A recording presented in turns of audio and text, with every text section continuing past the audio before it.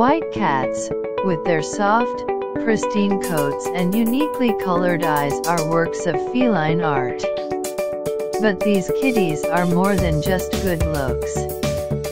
White cats have a pretty presidential history and are considered good luck all around the world.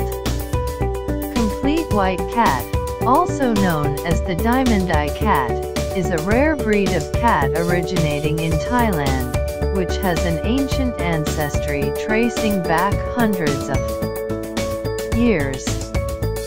Cats aren't linked to a specific breed. Rather, many different breeds, both long hair and short hair, can present a pure white coat. Cats with light or white coats are at an increased risk of developing sunburn, especially on their ears, eyelids, and nose. Because they're more susceptible to sunburns, white cats also have a higher risk of developing squamous cell carcinoma or skin cancer. White cats are commonly viewed as a symbol of good luck in many countries, which makes sense when compared to the myths about black cats being unlucky.